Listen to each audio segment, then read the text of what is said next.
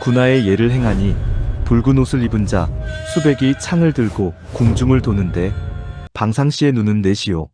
그 소리는 우레와 같더라. 용제총화의 남은 한 줄입니다. 지금으로부터 약 500년 전 조선 궁궐의 섣달금은밤 풍경입니다. 한번 상상해 보시겠어요? 경복궁에 담장한 자정을 앞둔 시각입니다.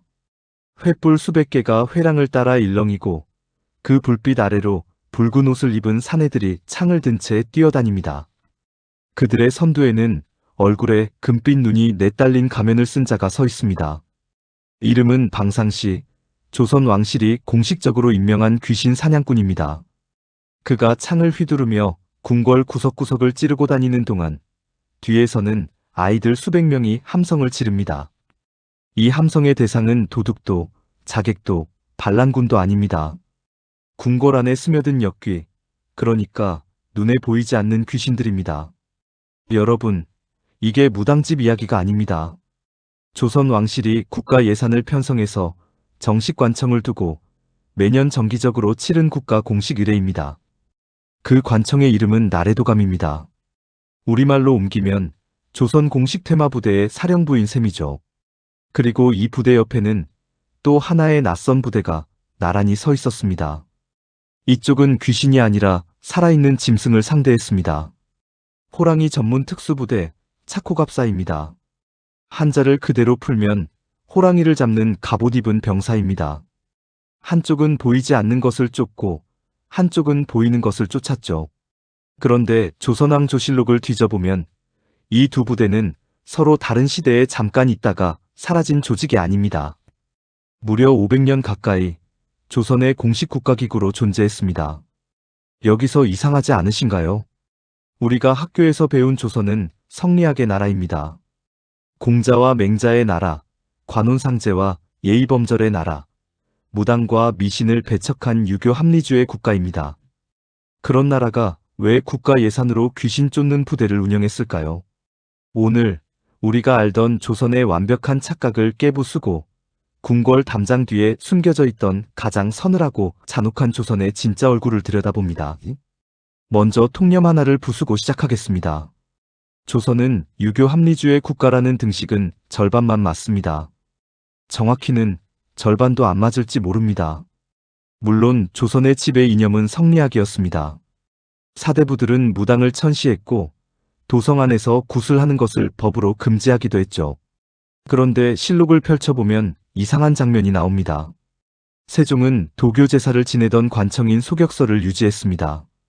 성종은 하늘의 별과 기운을 살피던 관청인 관상감에 큰 예산을 배정했고요. 숙종은 궁궐 안에서 무당을 불러 굿을 벌였다는 기록이 실록에 여러 차례 남아 있습니다. 그러니까 조선은 유교만의 나라가 아니었습니다. 표면은 유교, 그 아래에는 무속, 그 옆에는 도교, 안쪽에는 불교가 공존했습니다.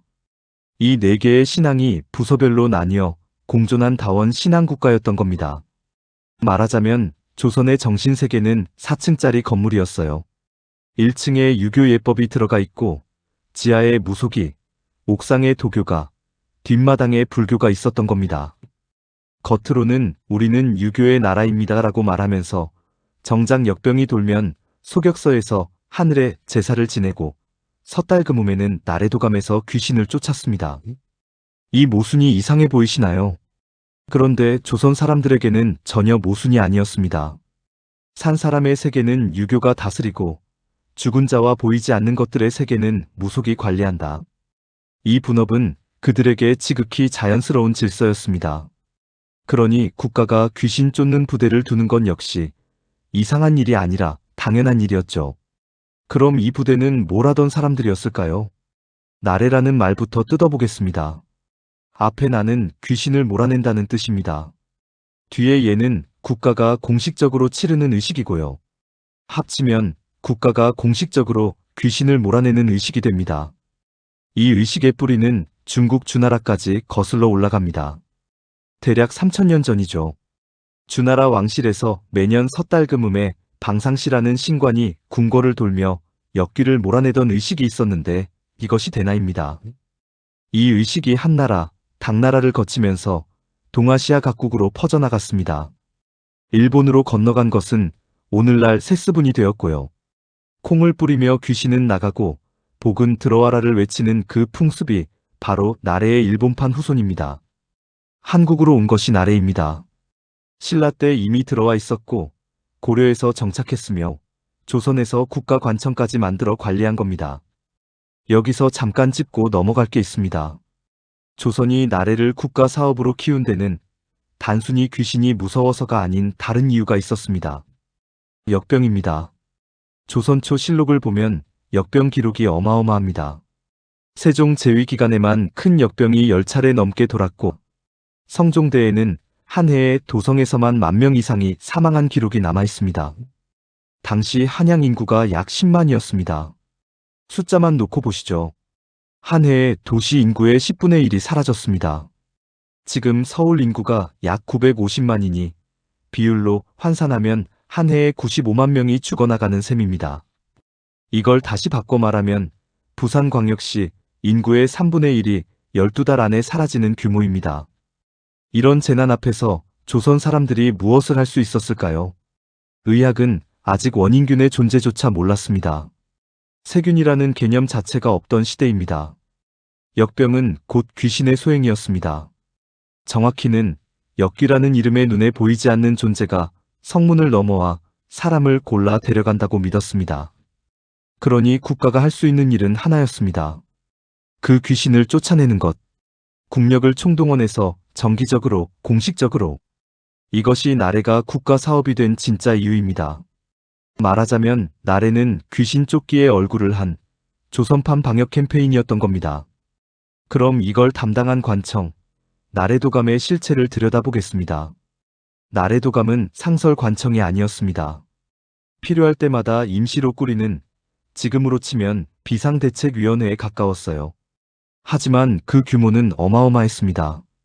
성종실록과 용제총화의 기록을 종합하면 나래를 한번 치를 때 동원되는 인원이 최소 수백 명, 많게는 1000명이 넘었습니다. 방상시를 맡는 사람이 넷입니다. 몰입꾼 역할을 하는 아이들, 그러니까 진자가 128명입니다.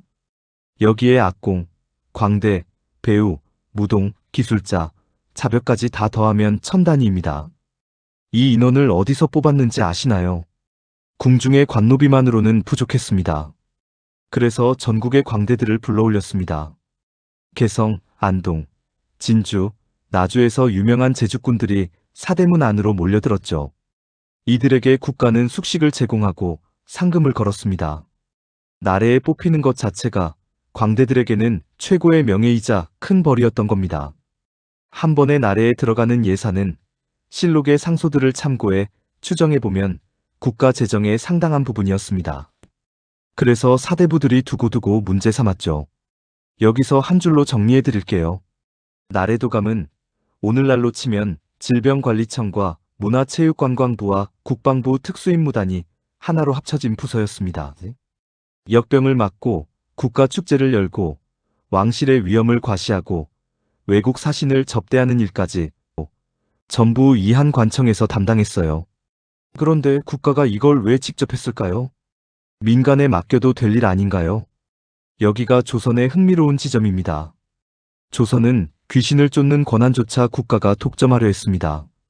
왜냐하면 그것이 곧 권력이었기 때문입니다. 역병에서 백성을 지키는 자, 눈에 보이지 않는 위협으로부터 나라를 방어하는 자. 그 역할을 왕과 국가가 가져갔을 때 백성은 왕을 아버지로 여기고 국가를 하늘로 받들게 됩니다. 민간의 무당이 이 일을 하면 안 되는 이유가 여기 있었어요. 만약 마을 무당이 역병을 잘 막는다는 소문이 나면 백성의 충성심이 국가에서 무당에게로 흘러가 버립니다. 그러니까 나래는 종교의식이면서 동시에 정치행위였습니다. 이 나라에 보이지 않는 위협을 다루는 자는 오직 왕이다. 이 메시지를 매년 섣달 금음에 궁궐에서 재확인한 겁니다. 그런데 이 나라에 반대한 사람들이 있었습니다. 다름 아닌 세종대의 지편전 학자들이었죠. 세종실록에는 흥미로운 상소가 남아 있습니다. 나래라는 것은 근본이 잡스러운 놀이에서 나왔으니 지금이라도 폐지하는 것이 마땅합니다. 성리학으로 무장한 젊은 학자들의 눈에 나래는 유교 국가의 얼굴에 어울리지 않는 미신이었던 겁니다. 세종은 이 상소를 받아들고 어떻게 했을까요? 폐지하지 않았습니다. 오히려 유지하기로 결정했죠. 세종이 왜 그랬는지 실록에 명확히 남아있지는 않습니다.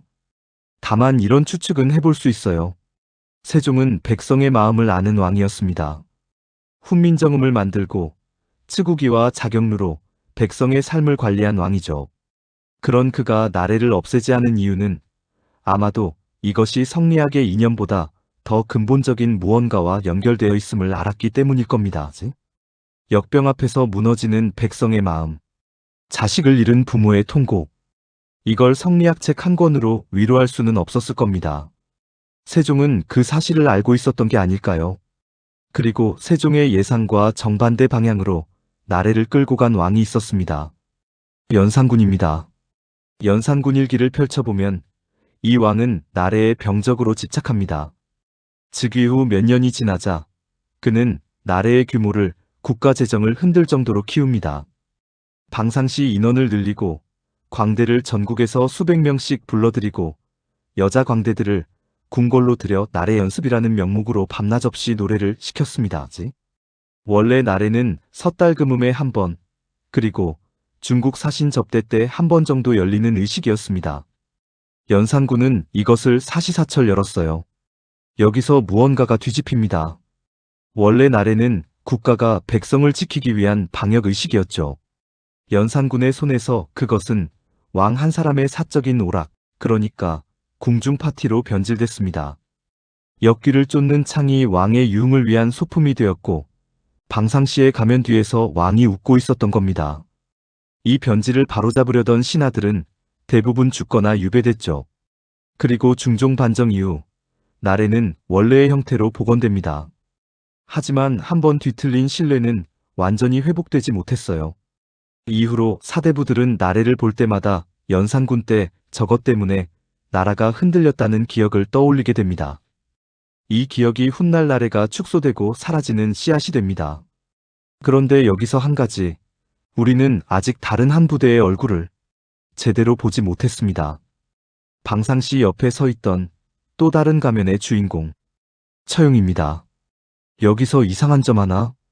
왜 하필 신라 사람이었을까요?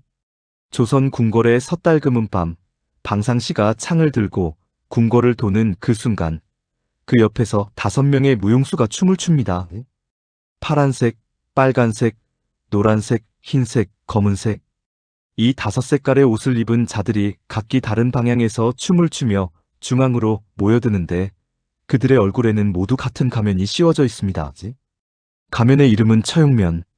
가면 속 얼굴은 눈이 크고 코가 우뚝하고 수염이 검고 미소를 짓고 있습니다. 이건 조선 사람의 얼굴이 아닙니다. 그리고 중국 사람의 얼굴도 아닙니다. 삼국유사에는 이 인물의 정체가 이렇게 기록되어 있습니다. 신라 헌강왕 때의 어느 밤 왕이 계음포에서 놀다가 갑자기 짙은 안개에 갇힙니다. 일관이 아래기를 동해 용왕의 조화입니다 라고 했죠. 왕이 용왕을 위해 절을 지어주자 안개가 걷혔고 용왕이 감사의 표시로 자신의 아들 하나를 왕에게 바쳤습니다. 그 아들의 이름이 처용이었어요. 처용은 서라벌에 정착해 미녀와 결혼하고 왕이 준 관직을 받아 살아갑니다. 그런데 어느 날 밤 그가 집에 돌아와 보니 아내가 역신과 함께 누워 있었어요. 이 장면에서 대부분의 사람은 분노했을 겁니다. 그런데 처용은 다르게 반응합니다. 문 앞에 서서 노래를 부르고 춤을 추며 조용히 물러났어요. 그가 부른 노래가 오늘날까지 전해지는 향가 처용가입니다. 서울 밝은 달에 밤늦게 놀다 돌아와 잠자리를 보니 다리가 넷이더라. 둘은 내 아내의 것인데 나머지 둘은 누구의 것인가. 본디 내 것이었건만 빼앗겼으니 어찌하리요. 이 노래를 듣고 놀란 것은 역신이었습니다. 역신이 무릎을 꿇고 말했다고 합니다. 공의 노함을 알면서도 공이 노하지 않으시니 제가 감복하였습니다. 이제부터 공의 얼굴이 그려진 곳에는 들어가지 않겠습니다. 이 약속이 처용을 조선의 나래에 등장시킨 이유입니다. 처용의 얼굴을 그린 부적을 문에 붙이면 역신이 들어오지 못한다. 이 믿음이 신라에서 고려로, 고려에서 조선으로 전해졌고 조선 궁궐의 섣달금은 밤에 처용면을 쓴 무용수들이 춤을 추게 된 겁니다. 처용은 말합니다. 나는 분노하지 않았다. 다만 노래를 불렀을 뿐이다. 이 태도가 곧 조선이 원했던 통치 이데올로기와 정확히 겹칩니다. 폭력이 아니라 예로 다스린다. 힘이 아니라 문으로 굴복시킨다. 이것이 조선의 자화상이었고 처용은 그 자화상의 얼굴이었던 겁니다. 그런데 학계에는 오래된 논쟁이 하나 있습니다. 처용의 정체가 정말 용왕의 아들이었을까요? 일부 학자들은 처용이 아라비아 상인이었을 것이라 봅니다. 신라 말기 울산항에는 이슬람 상인들이 드나들었다는 기록이 여러 문헌에 남아 있어요. 처용의 큰 눈, 우뚝한 코, 검은 수염은 당시 신라 사람들이 아라비아 상인을 묘사한 특징과 정확히 일치합니다. 그러니까 처용은 실존 인물, 아마도 신라에 정착한 이방인이었을 가능성이 있습니다. 그가 아내의 부정 앞에서 보인 관용의 태도가 신라인들에게 강한 인상을 남겼고 그 인상이 시간이 흐르며 신격화됐다는 해석이죠. 만약 이 해석이 맞다면 조선 궁궐에서 매년 등장한 그 5개의 처용면 뒤에는 1000년 전 페르시아만에서 신라까지 흘러들어온 한 상인의 얼굴이 있었던 셈입니다. 이 가면을 쓴 사람들의 밤은 어땠을까요? 궁중나래의 실제 풍경 속으로 들어가 보겠습니다. 시각은 섣달금음 자정 무렵. 계절은 한겨울, 한양은 영하 10도 안팎입니다. 경복궁 근정전 앞마당에는 며칠 전부터 거대한 구조물이 세워졌습니다. 이름은 산대. 높이가 10m를 넘는 나무 무대인데 산 모양으로 층층이 쌓아 올려 그 위에 광대들이 올라가 고개를 부립니다. 지금 아파트로 치면 3, 4층 높이입니다. 그런 것이 근정전 앞에 통째로 세워져 있는 겁니다. 이 산대 위에서 사람이 줄을 타고 공중제비를 돌고 칼을 던집니다. 산대는 이동식이었어요. 바퀴가 달려서 궁궐 안을 굴러다녔죠.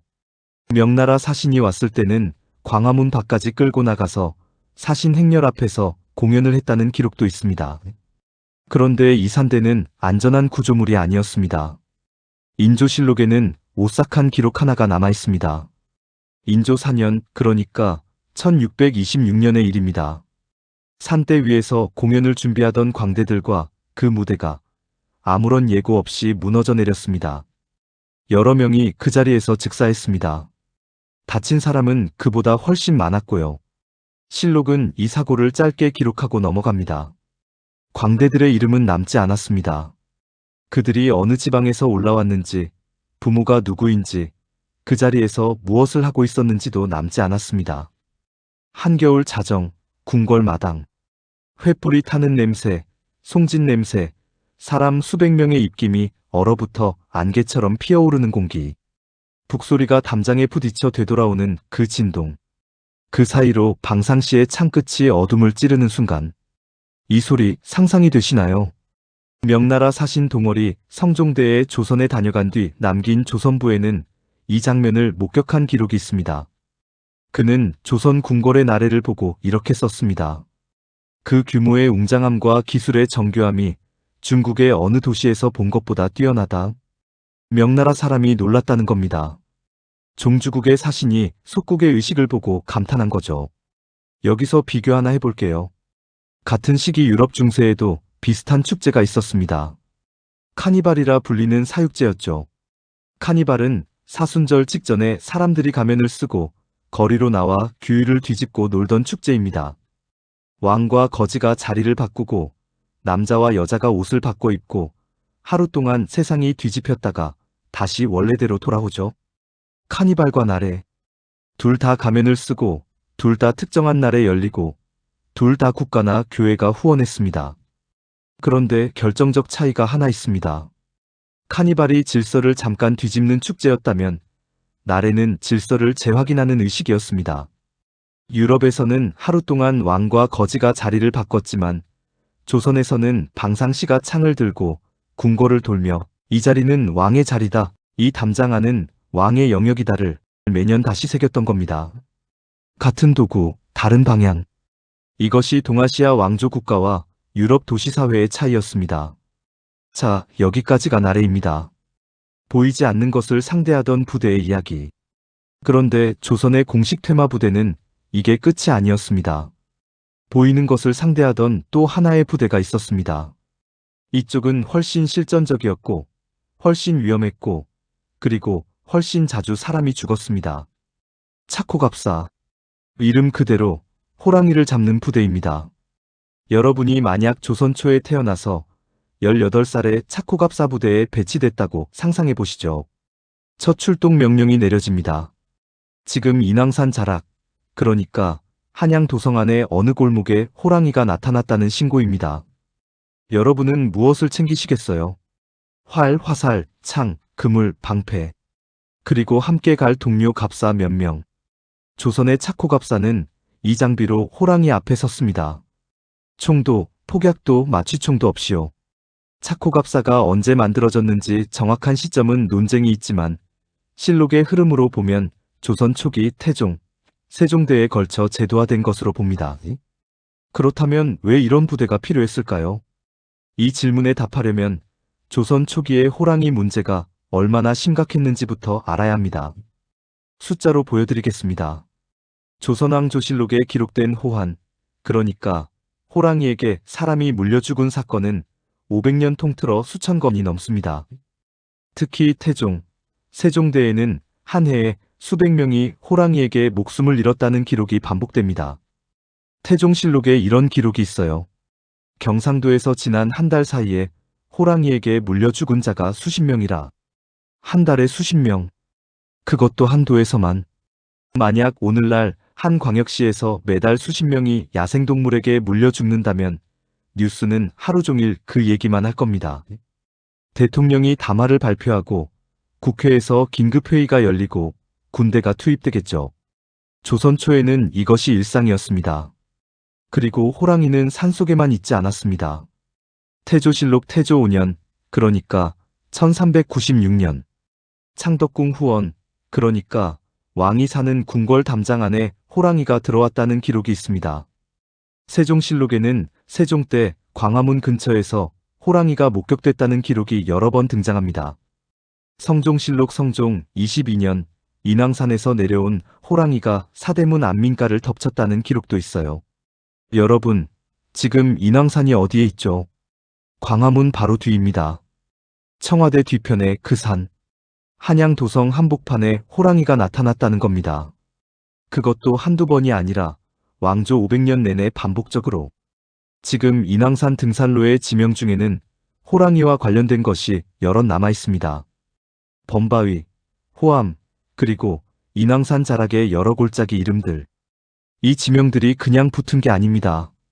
실제로 그곳에서 사람이 죽었기 때문에 붙은 이름이에요. 한번 생각해 보세요. 지금 광화문 광장에서 커피를 마시고 있는데 뒷산에서 호랑이가 내려온다면 어떨까요? 이것이 조선초 사람들의 일상이었습니다. 그래서 차코갑사가 필요했던 겁니다. 차코갑사는 조선의 여러 갑사 부대 중에서도 독특한 위치에 있었어요. 같은 갑사라도 임무가 완전히 달랐습니다. 내금위는 왕의 지척을 지키는 근이 되었습니다. 겸사복은 왕의 말과 무기를 관리했고요. 갑사는 정예 보병이었죠. 이들 대부분은 궁궐 안이나 도성 안에서 활동했습니다. 차코갑사는 정반대였어요. 이들은 백성이 사는 마을, 산속, 국경 근처, 사람의 흔적이 끝나는 곳까지 나가야 했습니다. 내금위가 왕을 지켰다면 차코갑사는 백성을 지켰습니다. 내금위의 적이 인간이었다면 차코갑사의 적은 자연 그 자체였고요. 같은 특수부대인데 한쪽은 궁궐 안에서 화려한 갑옷을 입었고 한쪽은 진창 속에서 호랑이 피를 뒤집어 썼습니다.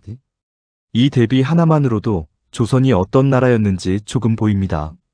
차코갑사에 들어가려면 시험을 통과해야 했습니다. 활 실력, 창 실력, 그리고 담력. 담력 시험은 잔인했어요. 잡아온 호랑이 앞에 후보자를 세워두고 도망가지 않는 자만 뽑았다는 기록이 있습니다.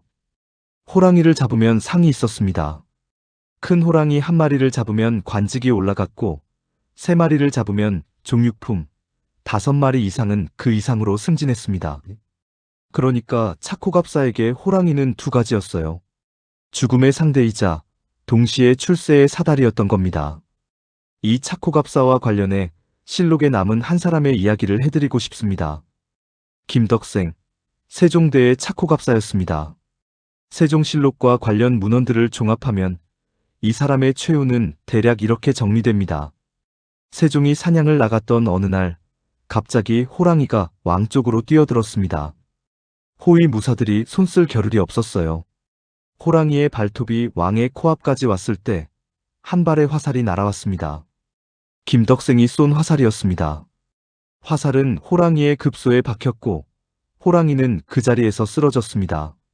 세종은 목숨을 건졌죠. 김덕생은 세종의 목숨을 구한 영웅이 됐어야 했습니다. 그런데 사냥이 끝나고 사간원에서 그를 탄핵하는 상소가 올라옵니다. 이유는 하나였어요. 그의 화살이 세종의 몸 앞을 스치고 지나갔다는 것. 법대로라면 왕의 몸 앞을 화살이 지나가는 것은 대역죄에 준하는 행위였습니다. 아무리 왕을 구했더라도 왕의 앞으로 화살을 날린 것 자체가 죄라는 논리였죠. 세종은 김덕생을 벌하지 않았습니다. 오히려 상을 내렸어요. 그러나 관료 사회의 시선이 그를 놓아주지 않았습니다. 일부 기록에 따르면 김덕생은 결국 이 사건의 여파 속에서 젊은 나이에 세상을 떠났다고 전합니다. 그의 최후에 대해서는 이설이 여럿 있어 어느 것이 정확한지는 확언하기 어렵습니다. 다만 확실한 것은 하나입니다.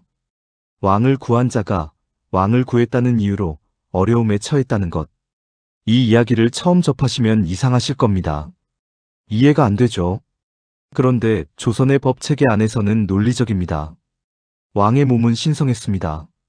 왕의 신체 앞을 그 어떤 물체도 스쳐서는 안 됐어요. 그것이 왕을 구하는 화살이라 해도 마찬가지였습니다. 김덕생의 화살은 세종의 목숨을 구했지만 동시에 왕의 신성 불가침 원칙을 깼습니다. 그의 손이 왕을 구하는 순간 그의 화살은 왕의 권위를 침범한 겁니다. 이 모순 안에서 그는 살아남지 못했습니다. 차코갑사의 진짜 얼굴이 여기에 있습니다. 이들은 조선에서 가장 위험한 상대인 호랑이와 맞섰던 자들이지만 정작 이들을 죽인 것은 호랑이가 아니라 조선의 법과 관료 사회였던 겁니다. 여기서 잠깐 외부인의 시선 하나를 빌려오겠습니다. 17세기 중반 네덜란드 사람 하멜이 제주도에 표류해 조선에서 13년을 살다 탈출합니다. 그가 남긴 하멜 표류기에는 조선에 대한 여러 관찰이 담겨 있는데 그중 한 대목이 서양인들에게 큰 충격을 주었어요. 하멜은 조선의 호랑이에 대해 여러 차례 언급합니다. 그는 조선에는 호랑이가 매우 많으며 호랑이가 사람을 자주 해친다고 기록했습니다. 이 기록이 유럽으로 전해졌을 때 유럽인들은 조선을 호랑이의 왕국으로 상상하기 시작했습니다. 19세기 서양 지도에서 한반도를 그린 그림들을 보면 종종 호랑이가 함께 그려져 있어요. 이게 우연이 아닙니다. 하멜의 기록에서 시작된 이미지입니다. 우리가 지금 아는 조선은 갓쓰고 도포 입은 선비들의 나라입니다.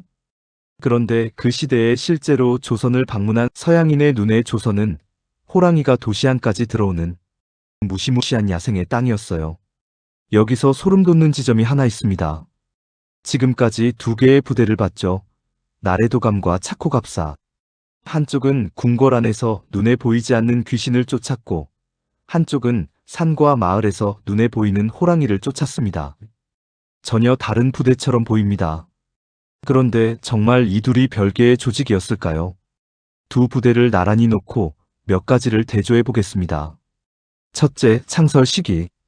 두 부대 모두 조선 초, 그러니까 태종, 세종대의 국가제도로 정착됐습니다. 둘째, 지휘 계통. 두 부대 모두 병조의 관할 아래 있었어요. 이것은 중요합니다. 나래가 종교의식이었다면 예조에 소속됐어야 하는데 실제로는 병조가 인력과 예산을 관리했습니다. 셋째, 임무의 성격. 두 부대 모두 국가의 경계선 밖에 있는 위협을 다뤘습니다. 나래는 인간과 귀신의 경계, 차코갑사는 문명과 야생의 경계. 넷째, 대상. 두 부대 모두 사람의 목숨을 앗아가는 것을 상대했습니다. 역병과 호랑이, 조선 초 사망원인 상위 두 개였죠. 이게 우연일까요? 저는 우연이 아니라고 봅니다. 조선은 나라를 건국하면서 두 가지 위협을 국가 시스템으로 흡수했습니다. 하나인 눈에 보이지 않는 위협인 역병, 다른 하나인 눈에 보이는 위협인 맹수. 이 두 위협에 대응하는 두 개의 부대를 병조 아래 두었고 매년 정기적으로 운영했으며 국가 예산을 편성했습니다. 한 줄로 정리해 드릴게요. 나래와 차코갑사는 별개의 부대가 아니었습니다. 조선이라는 국가의 경계선을 관리하는 하나의 시스템이 가진 두 얼굴이었습니다. 이 시스템의 이름은 없습니다. 조선 사람들도 이 두 부대를 하나로 묶어 부르지 않았어요. 그러나 기능으로 보면 이것은 명백히 하나의 방어망이었습니다. 바깥에서 밀려 들어오는 모든 것, 그것이 귀신이든 짐승이든 역병이든 재난이든 국가가 담장 앞에서 막아준다. 이 약속이 조선이 백성에게 준 가장 근본적인 계약이었습니다. 그리고 이 계약 위에서 조선은 500년을 버텼습니다. 우리가 지금 조선을 유교의 나라, 성리학의 나라로만 기억하는 것은 조선의 얼굴 절반만 본 겁니다. 나머지 절반은 이 두 부대의 얼굴입니다. 방상시의 금빛 눈 4개, 그리고 차코갑사의 활에 묻은 호랑이 피. 이 두 얼굴이 겹쳐질 때 우리는 비로소 조선이라는 나라의 진짜 모습을 봅니다. 그런데 이 시스템들은 왜 사라졌을까요? 시간을 훅 건너뛰어 보겠습니다. 영조, 정조대에 이르면 나래의 규모가 점차 축소됩니다. 실학자들의 비판, 재정 압박, 그리고 성리학의 이념이 더 강화되면서 국가가 귀신을 쫓는다는 발상 자체가 부담스러워진 겁니다. 정조는 나래를 대폭 줄였습니다. 국가 예산의 낭비라는 이유로요. 이후 나래는 명맥만 유지되다가 가보개혁 즈음에 국가의식으로서는 사실상 사라집니다. 차코갑사 역시 비슷한 운명을 걸었습니다. 조선 후기로 갈수록 호랑이 개체수가 급격히 줄었어요. 사냥이 계속되면서 서식지가 파괴됐고 개체가 줄어드니 부대의 필요성도 줄었죠. 차코갑사는 후기에는 별도 부대라기보다 지역 군영의 임무 중 하나로 흡수됩니다. 그러다 대한제국이 들어서고 근대 군제가 도입되면서 이 이름은 공식 문서에서 사라져요. 한반도의 호랑이는 일제강점기의 대대적인 사냥으로 사실상 절멸합니다. 1921년 경주 대덕산에서 잡힌 개체를 마지막으로 남한 지역의 야생호랑이는 공식 기록에서 사라졌어요. 그런데 나래도 차코갑사도 완전히 사라지지는 않았습니다. 궁궐에서 밀려난 나래는 민간으로 흘러들어갔습니다. 궁궐 광대들이 나래가 축소되자 지방으로 흩어졌고 그들이 마을에 자리 잡으면서 오늘날 우리가 아는 탈춤이 만들어졌습니다. 봉산탈춤, 양주별산대놀이, 강령탈춤, 하회별신구 탈놀이. 이 전통 탈춤들의 뿌리 어딘가에는 나래의 광대들이 있습니다. 궁궐에서 방상시가 창을 들고 귀신을 쫓던 그 몸짓이 마을 마당에서 취바리가 춤추는 몸짓으로 이어진 겁니다. 그러니까 나래는 완전히 죽지 않았어요. 궁궐에서 민가로 내려왔을 뿐입니다. 한번 정리해 보시죠. 우리는 지금 어디에 살고 있습니까? CCTV가 골목마다 달려있고 소방서가 5분 안에 도착하고 질병관리청이 매일 감염병 통계를 발표하고 야생동물 출몰 신고를 하면 포획팀이 출동하는 도시. 이곳이 지금 우리들이 살고 있는 곳입니다. 그런데 이 시스템의 조상이 사실 나래도감이고 차코갑사였다면 어떨까요? 역병에 대응하는 국가기구는 나래도감에서 관상감을 거쳐 오늘의 질병관리청으로 이어졌습니다. 맹수와 재난에 대응하는 국가기구는 차코갑사에서 조선 후기 군영을 거쳐 오늘의 소방서와 야생생물관리 조직으로 이어졌고요. 방상시의 창은 지금 방역복이 되어 있습니다. 차코갑사의 활은 지금 소방차의 사이렌이 되어 있고요. 도구는 바뀌었지만 국가가 백성 앞에서 담장을 지키는 그 약속은 그대로입니다. 지금도 우리는 서울 광화문에서 그 흔적을 만납니다. 광화문 앞에는 해태 2마리가 앉아있죠. 이 상상의 동물이 무엇을 하는 존재인지 아시나요? 옳고 그름을 가리고 재앙을 물리치는 짐승입니다. 나래에서 방상시가 하던 그 일을 돌로 새겨서 광화문 앞에 세워둔 겁니다. 그리고 창덕궁 앞 국립국악원에 가면 지금도 처용무 공연이 열립니다. 2009년 유네스코 인류무형문화유산으로 등재됐죠. 오방색 옷을 입은 5명이 처용면을 쓰고 춤을 추는 그 광경은 500년 전 조선 궁궐의 섣달금온 밤에 벌어지던 바로 그 장면입니다. 지금도 살아있어요. 우리 옆에서. 여러분이 오늘 광화문을 지나가면 해태의 눈을 한번 봐주세요.